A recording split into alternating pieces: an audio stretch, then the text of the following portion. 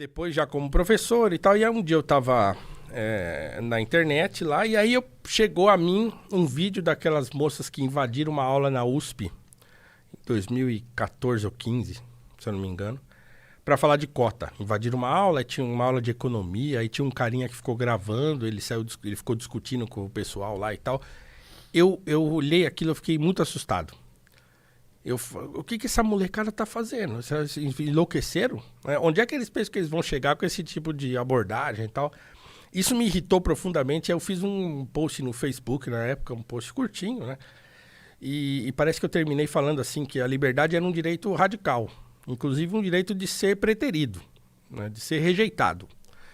E aí um amigo, que é o Bruno Garchagen, ele cuidava do podcast do Instituto Mises Brasil na época. Aí ele me falou, cara, vamos gravar um podcast do Mises, porque eu gostei pra caramba do teu post. Eu falei, cara, não tenho nada pra falar disso aí.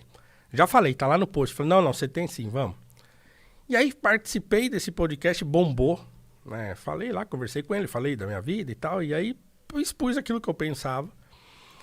E aí pronto, a partir daí eu me vi falando desse assunto, dessa minha perspectiva, que não era a perspectiva de grande parte do movimento, se não todo o movimento, né?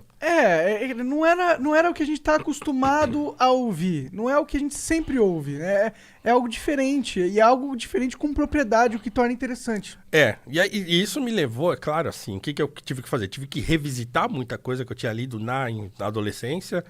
Tive que renovar minha biblioteca quase toda, porque, assim, eu fiz mestrado em C.S. Lewis, que é o autor das Crônicas de Nárnia. Tá? Então, assim, eu tava em outra, cara. Meu negócio era ler o Platão, eu tava em outra, né? Então, assim, putz, de repente eu fui envolvido por esse assunto. Falei, bom, Aí eu segui a máxima do Rabino Hillel, que o Viktor Frankl repete. Se não eu, quem? Se não agora, quando? Falei, então vou eu mesmo. Não tem ninguém falando disso, desse jeito que eu quero falar. Então vou eu. Tá certo. Né? E aí, assim... O chamado veio, né? Exatamente.